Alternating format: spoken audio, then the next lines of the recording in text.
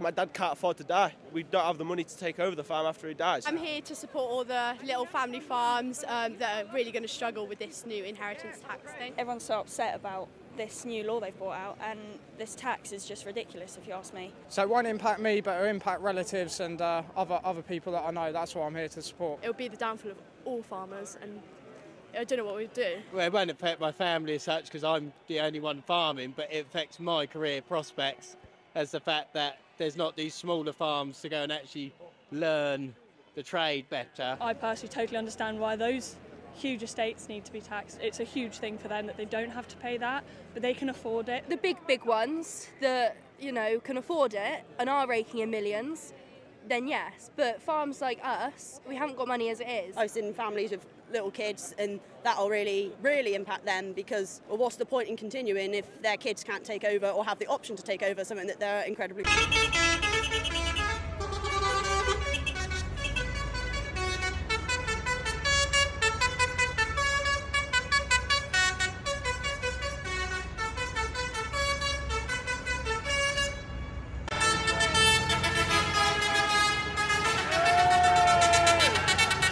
No farmers, no food, no future!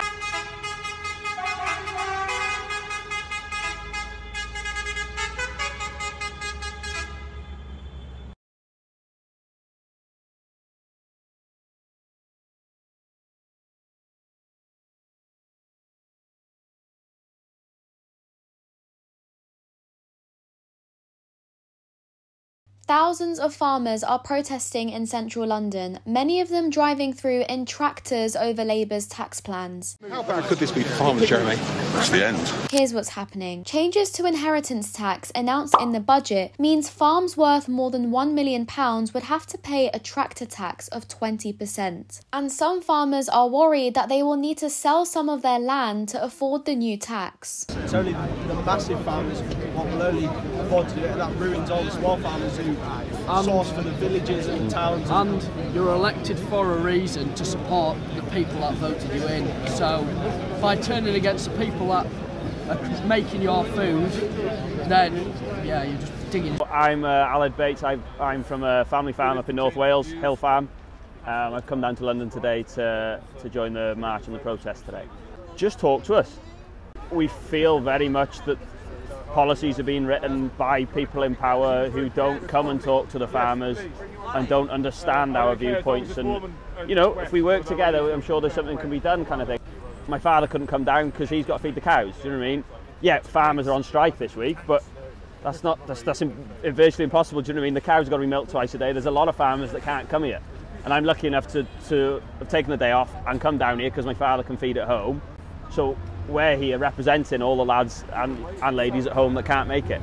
And yeah, I know a lot of the schools, the children are wearing wellies to school, people are going to work in wellies, you know, we're all standing together because we're all believing in the same thing. Yeah, there'll be farmers who vote Labour, there'll be farmers, Plaid Cymru, Conservatives, and our political viewpoints that way might not disagree, but we all agree on the same thing here today. We're here, we're already at Richmond Terrace, lots of farmers are here, lots of the public are here, we're going to be supporting. We've got tractors, no farms, no food. The police are having a word with them, but this is what it's all about. It's about everyone coming together, showing support for the farmers from across Britain.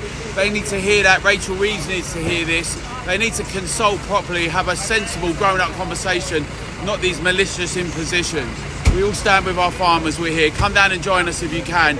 Millions of people love our farmers. Let's all stand together. At Ollie Blogs. I now can't afford to die. If I die, the tax bill will be so great that my children will not be able to afford to pay it. Well, we've just been watching the budget. We thought it was going to happen, and it has, hasn't it? The thought of trying to find that sort of money just after someone's died to pay inheritance tax on something that will get hit with inheritance tax. So if you're a new farmer because you've just lost a parent, the tax man's going to be going, oh, here's a bill. And when, oh, don't worry, you've got 10 years to pay. But how that money every 10 years is 3 times more than we earn each year. And on that, and we've got to pay ourselves a wage and eat. But Rachel said that 1 million actually is initial for a family farm, and then then for a family farm, it's 3 million. So you've got a leeway of 1 million or 3 million before the inheritance tax kicks in at 20%, so half the rate. Yeah, so that's only if you're coupled. You're a couple and you die in the right order, and the land is all owned by the right people at the right time. But of course, that never happens, and people don't die in the right order. Even so, the cost of machinery nowadays, even cows, sheep, all that has to be costed in. So you've got what's called APR and you've got what's called BPR. The APR is what the farmhouse and some of the farmland would fall under. But the BPR is all your machinery, all your animals, and anything else that might be on the farm, all your growing crops, all your fertiliser and all your inputs. Well, pretty much every farm will be paying BPR on top of the APR. Right. So the 3 million is just not, it's just far too low. But that's if you can get the full 3. Most people will only be able to get the 2. And I know 2 million sounds like a lot of money, but these farms have never been on the market. It's never been liquid. Mine's the 4th generation. It's just been passed down and passed down and passed down. And I like to just keep passing it down so that my children can farm how I've farmed. But what could be the motive for this? I know it's supposedly to close a tax loophole, but the devastation will be will have sort of quite far-reaching consequences. And apparently she's only going to raise 500 million, and you can never work out how much you're actually going to raise because you don't know when people are going to die. No, that's the ludicrous thing. They're attacking the bottom of the food chain, not the top where the money is, and saying, it's to catch out rich people investing in land. They probably still would, because 20% is still cheaper than a capital gain tax of 24 or whatever else it would be, passed through different ways. But it's going to damage the food industry because these people are buying farmland. It is being used to farm. There is growing food for us to eat. But what will happen now is because farming, there's no profits in it to be able to pay any of these taxes, no matter who owns it. It will be bought by corporations that want a carbon offset or want to plant trees. Well, we can't eat trees. Do you think, we can eat trees, but they have to be growing something... a bit chewy. Something that's, Well, if you're going for the bark, that's not the best bit. But if they're growing something that's edible, then that's useful. But then that's called farming.